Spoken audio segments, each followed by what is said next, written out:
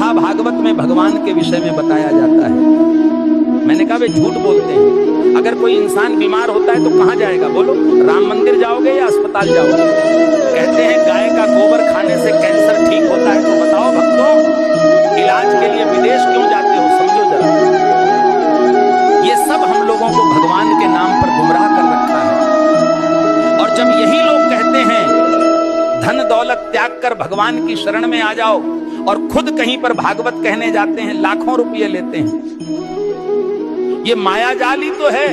भगवान की शरण में जाने का मतलब ये थोड़ी है कि अपने शरीर का ध्यान छोड़ दो। जो शरीर भगवान ने दिया है उसकी सेवा भी तो ईश्वर सेवा है। जब बुखार आता है तब राम की जगह दवा ढूंढते हो। जब जीवन भर की परेशानी हो तब बाबा का झूठा गोबर इलाज क्यों बन जाता है? गाय पूज्य है, इसमें कोई दो राय नहीं, पर यह कहना कि गोबर खाने से कैंसर ठीक हो जाएगा, यह विज्ञान नहीं, धोखा है। जो कथावाचक कहते हैं धन दौलत छोड़ दो, भगवान की शरण में आ जाओ, वो खुद लाखों के हवाई सफर करते हैं, एसी पंडाल में रुकते हैं और पाटीदारों से लिफाफा लेते हैं।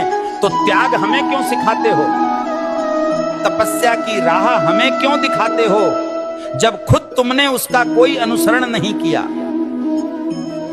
भगवान के नाम पर डर बेचकर जो अपने महल खड़े करते हैं वो संत नहीं, व्यापारी हैं।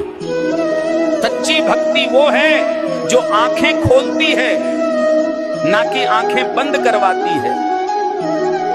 और आखिर में बात सीधी सी है, भगवान अंधविश्वास से नहीं, सच सेवा और विज्ञान से मिलते हैं। सीताराम सीताराम। भविष्य मालिका कहती है जब पाप बढ़ेगा तो समय न्याय करेगा और धर्म की असली परीक्षा शुरू होगी। 2032 से सत्य युग का आरंभ होगा, लेकिन उससे पहले पूरी धरती हिलेगी। प्यारे भक्तों, 2 सूरज दिखेंगे आकाश में, पर उनमें से एक सूरज नहीं, विनाश का दूत होगा। बंगाल की खाड़ी में गिरेगा अग्निपिंड और समंदर उठकर धरती को लील जाएगा। 7 रात तक सूरज नहीं उगेगा, चांद नहीं दिखेगा, बस अंधकार होगा और भय, जिसे तुम प्राकृतिक आपदा कहोगे। तीसरा विश्व युद्ध दस्तक दे चुका है। शब्द नहीं अब शस्त्र बोलेंगे। भारत पर हमला होगा, परंतु धर्म की धरती कभी झुकेगी नहीं, क्योंकि भगवान कल्कि का अवतार होगा। जो शरण में आएगा बच जाएगा, जो अभिमान में रहेगा मिट जाएगा। प्यारे भक्तों, भविष्य मालिका चेतावनी नहीं, ये वक्त की आवाज है। जो सुन लेगा वही कल को देख पाएगा। धर्म अब उपदेश से नहीं बचेगा, धर्म बचेगा तो तुम्हारे कर्म और श्रद्धा से। जो अब भी सो रहे हैं, समय उन्हें जगाएगा नहीं, बल्कि बहा देगा इतिहास की धूल में। अब भी समय है भक्तों, या तो धर्म के साथ खड़े हो जाओ या अधर्म के साथ डूब जाओ। कल सऊदी अरब में आयोजित मेरे सत्संग के दौरान एक भक्त ने मुझसे एक दुखद प्रश्न किया। भक्त ने प्रश्न किया, गुरुजी, क्या राखी बांधने से बड़ी बात यह नहीं कि हर औरत को बहन समझा जाए? अरे मूर्खों, राखी के धागे पर इज्जत की एक्टिंग करते हो और बाकी दिन उसी इज्जत को आंखों से नोचते हो। राखी का धागा इज्जत का प्रतीक है, पर नजरें ही इज्जत न दें तो वो धागा क्या करेगा?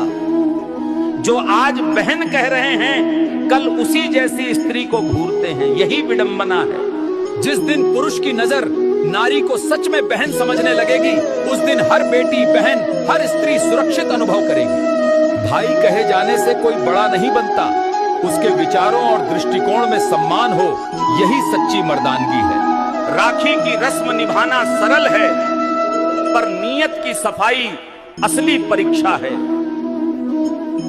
हे प्रभु, जो स्त्री को देखकर गंदे ख्याल लाता है वो कभी भाई नहीं बन सकता। हर लड़की बहन जैसी लगे, ये सिर्फ कह देने से नहीं होता, जब तक मन से उसे बहन समझा न जाए। राखी कोई ताबीज नहीं है, ये चेतावनी है सोच को पवित्र करने की और नारी को नजर से नहीं, सम्मान से देखने की। जिस पुरुष की मर्दानगी किसी नारी की रक्षा न कर सके, वो राखी के धागे का भी